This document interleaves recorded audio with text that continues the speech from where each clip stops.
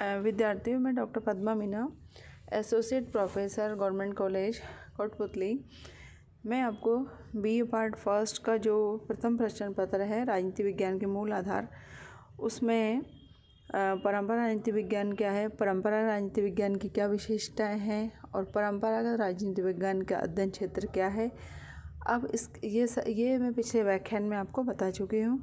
अब आपको आज के व्याख्यान में कि परंपरागत राजनीति विज्ञान और आधुनिक राजनीति विज्ञान के दृष्टिकोणों में क्या अंतर है, उस पर मेरा व्याख्यान आज रहेगा।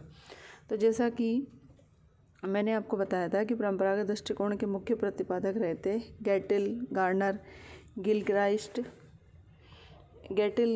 गिलक्राइस्ट, पोलक, लॉस्की, लिकोक आदि।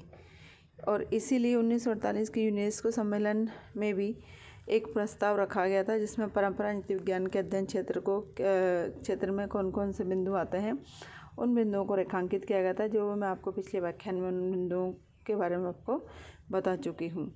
और इसी तरह आधुनिक दृष्टिकोण के जो प्रमुख समर्थक राजनीति विज्ञान के माने जाते हैं वो हैं Catlin, Lasswell, Robert Hale, Freeman, Pinnock Smith आदि।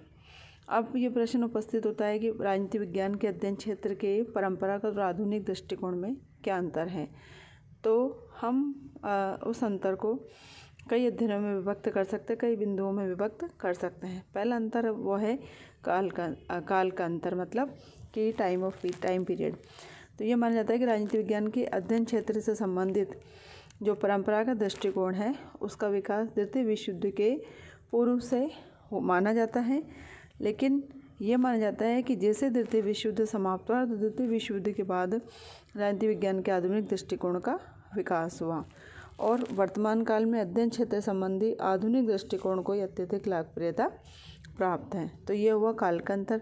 दूसरा अंतर हम करेंगे अध्ययन क्षेत्र के स्वरूप में अंतर। यह माना जाता है कि परंपरागत दृष्टिकोण के अनुसार राजनीति विज्ञान में राज्य, सरकार और राजनीतिक संस्थाओं के संगठन और व्यक्ति और राज्य के पारस्परिक संबंधों का अध्ययन भी वैधानिक दृष्टिकोण से किया गया, जबकि आधुनिक दृष्टिकोण का मानना है कि राजनीति विज्ञान के अध्ययन क्षेत्र में व्यक्ति के राजनीतिक व्यवहार पर अध्ययन का बिंदु केंद्रित होना चाहिए और समस्त राजनीतिक संस्थाएं हैं उन सभी का अध्ययन व्यवहारवादी दृष्टिकोण से किया जाना चाहिए। तीसरा अंतर है अनुशासनों की दृष्टि से अंतर। यह माना जाता है कि परंपरागत राजनीति विज्ञान को कैसा माना जाता है, अनुशासनापूर्ण विज्ञान माना जाता है और राजनीति विज्ञान की विषय वस्तु का अध्ययन मुख्यतः राजनीतिक दृष्टिकोण से अधिक किया गया। ये राजनीति विज्ञान की विषय वस्तु के अध्ययन के लिए अन्य सामाजिक विज्ञानों की मदद नहीं ली गई है, लेकिन और इसलिए परंपरागत दृष्टिकोण को एक अनुशासनात्मक दृष्टिकोण माना गया है, जबकि आधुनिक राजनीति विज्ञान का दृष्टिकोण ये मानता है कि मनुष्य के राजनीतिक व्यवहार का अध्ययन इसमें किया जाता है, लेकिन मनुष्य के राजनीतिक व्यवहार को अनेक गैर राजनीतिक तत्व और शक्तियाँ प्रभावित करती हैं और ये वो तत्व हैं जिनका संबंध मनोविज्ञान, अर्थशास्त्र और समाजशास्त्र आदि जैसे सामाजिक विज्ञानों से संबंधित है। इसलिए मानव के राजनीतिक व्यवहार के अध्ययन के लिए राजनीति विज्ञान के साथ ही अन्य सामाजिक विज्ञानों की भी पर्याप्त मदद ली जानी चाहिए। इसलिए आधुनिक राजनीति विज्ञान का दृष्टिकोण अंतर अनुशासनात्मक दृष्टिकोण के नाम से जाना जाता है। चौथा अंतर है औपचारिक अनौपचारिक अध्ययन का अंतर, अर्थात परंपरागत जो राजनीति विज्ञान का अध्ययन क्षेत्र है वो राजनीतिक संस्थाओं का अध्ययन केवल वैधानिक और राजनीतिक दृष्टिकोण से करता है। इस प्रकार के अध्ययन को राजनीति विज्ञान का औपचारिक अध्ययन कहा जाता है, लेकिन आधुनिक दृष्टिकोण राजनीतिक संस्थाओं का अध्ययन उन प्रक्रियाओं और प्रभावों के प्रसंग में करता है जो इन राजनीतिक संस्थाओं को प्रभावित करती है, और ये प्रक्रिया और प्रभाव अपनी प्रकृति से आवश्यक नहीं कि राजनीतिक व गैर राजनीतिक भी हो सकते हैं। इसलिए आधुनिक दृष्टिकोण राजनीति विज्ञान का अनौपचारिक अध्ययन करता है। पांचवा अंतर है अध्ययन पद्धति की दृष्टि से अंतर। जो परंपरा राजनीति विज्ञान है उसका दृष्टिकोण राजनीति विज्ञान के अध्ययन करने के लिए मुख्य रूप से ऐतिहासिक, दार्शनिक और तुलनात्मक पद्धतियों का प्रयोग करता है और इन पद्धति के प्रयोग में आदर्शों और मूल्यों पर जोर देता है, किंतु आदर्श और मूल्य अपनी प्रकृति से कैसे होते हैं, अमूर्त और व्यक्ति सापेक्ष होते हैं।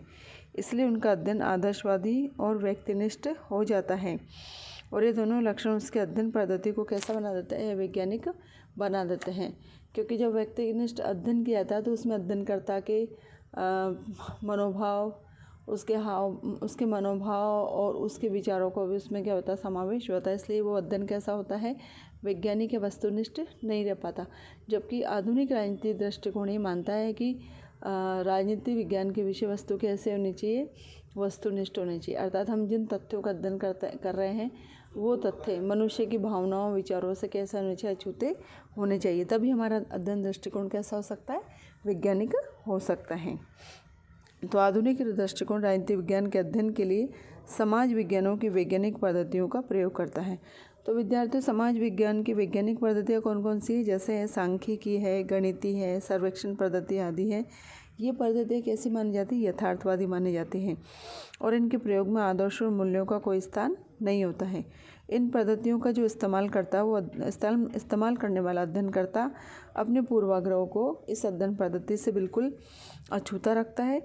इस प्रकार आधुनिक दृष्टिकोण राजनीति विज्ञान के अध्ययन के लिए कैसा अध्ययन है, यथार्थवादी, मूल्य निरपेक्ष और वस्तुनिष्ठ अध्ययन पद्धतियों के प्रयोग को आवश्यक मानता है। और इन लक्षणों के कारण इस दृष्टिकोण को कैसा माना जाता है, वैज्ञानिक दृष्टिकोण माना जाता है। किस दृष्टिकोण को, आधुनिक दृष्टिकोण को।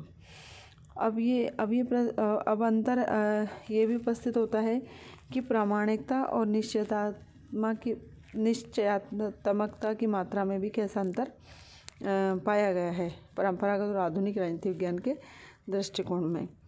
ये माना जाता है कि परंपरागत दृष्टिकोण की तुलना में आधुनिक दृष्टिकोण में प्रामाणिकता और निश्चयात्मकता अधिक पाई गई है। इसका एकमात्र कारण ये माना जाता है कि परंपरागत दृष्टिकोण की तुलना में आधुनिक दृष्टिकोण की अध्ययन पद्धति कैसी है, वैज्ञानिक है। इसलिए हम कह सकते हैं कि परंपरागत दृष्टिकोण की तुलना में आधुनिक दृष्टिकोण अधिक श्रेष्ठ है, लेकिन इसकी अपनी भी कुछ कमियां, जैसा कि आपको पता है कि प्रत्येक वस्तु के दो पहलू होते हैं, एक अच्छा और एक बुरा। जहाँ आधुनिक दृष्टिकोण को वस्तुनिष्ठ और वैज्ञानिक माना गया है, वही परंपरागत दृष्टिकोण की कमियों को दृष्टिगत रखते हुए माना गया है कि आधुनिक दृष्टिकोण कैसा होना चाहिए, वैज्ञानिक और वस्तुनिष्ठ होना चाहिए राजनीति विज्ञान का। लेकिन आधुनिक दृष्टिकोण की भी अपनी कुछ कमियां हैं और ये माना जाता है कि यथार्थवादी अध्ययन के लिए मूल्य निरपेक्ष वाला दृष्टिकोण अपनाया जाना चाहिए। और लेकिन अब ये माना जाता है कि परंपरागत दृष्टिकोण, आधुनिक दृष्टिकोण एक दूसरे के कैसे हैं, अनुपूरक माने गए हैं। ये माना गया है कि राजनीति विज्ञान की विषय वस्तु के यथार्थवादी अध्ययन के साथ साथ उसमें मानवीय मूल्यों, लोकतांत्रिक मूल्यों को भी उचित महत्व दिया जाना चाहिए। तभी हमारा अध्ययन कैसा होता है, सार्थक बन सकता है। धन्यवाद।